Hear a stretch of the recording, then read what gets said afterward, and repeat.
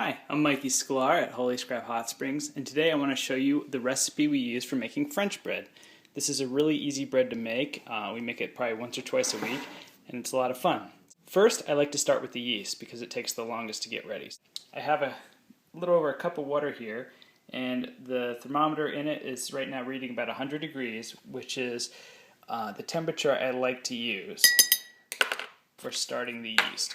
So let's go ahead and add a little bit of sugar. This bread recipe calls for 2 tablespoons of sugar.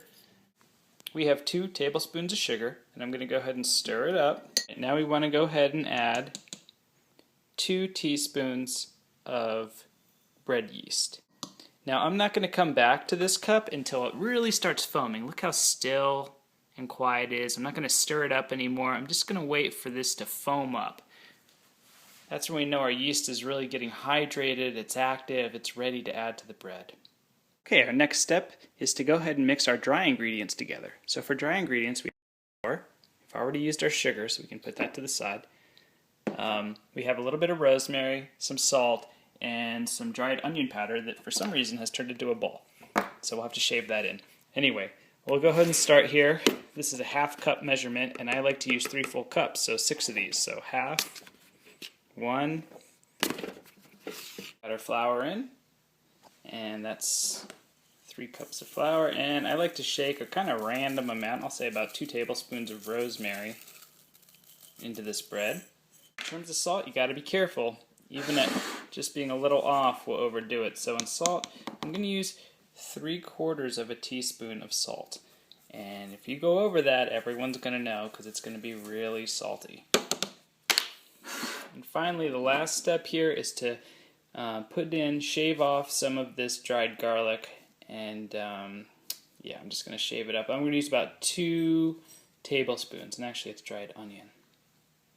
Right, I'm at the Cuisinart here, and I've got the top open so that I can go ahead and mix in our now foaming yeast sugar mixture. And I'm going to go ahead and give it a little swish at this point just because I'm just about to pitch it. I want to grab it all and not just have any stuck to the sides and bottom. So let's go ahead and... That was a few pulses just to mix it up. And here we go.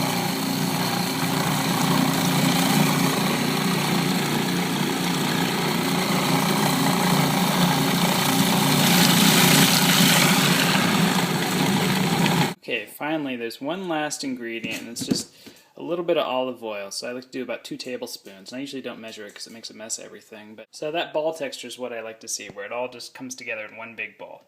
So let's go ahead and throw this into the fermentation chamber, and we'll come back in about an hour, letting it just rise. Here we are at the fermentation chamber. You can see this is just a light bulb in a box, and this box is an insulated box because it used to be a wine fridge.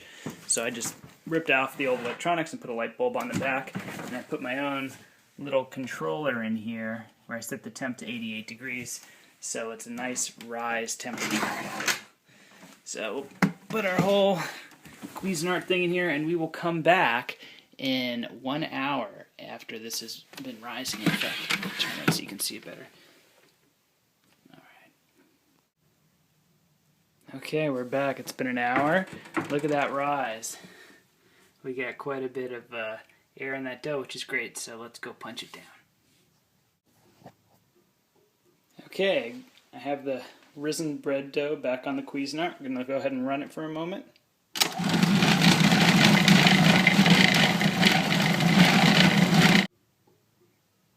And now I've run it, so it's time to punch it down. So let's go ahead and move it over. Right here we got some flour on a cutting board, and I'm just going to go ahead and roll our bread dough so that it fits in nice long lengths. Alright, I'm liking how this came out. So I went ahead and rolled these up. Not that smooth, but you know, they're in the general shape of French bread. I know they're a little phallic, look like something else, but we're going to throw these back in the fermentation chamber now for an hour. Alright, you can see my fermentation chamber is a little bit small for this tray, so I always have to put it at a tilt. But that works. And I'm going to go ahead and set a timer for 1 hour, and we'll pull these out, and it's time for the oven. This bread has been rising for an hour. See, we got pretty good rise out of this. I'm going to go ahead and throw it in the oven now. So the oven is set for 350, and we're going to put it in for 45 minutes. And we are going to have some beautiful French bread after this. Great for sandwiches, goes well with pastas, just gets all your carb needs taken care of. Alright, it's been 45 minutes and our bread smells terrific. The whole house smells amazing. And here we go. French bread. Voila. It's just that easy.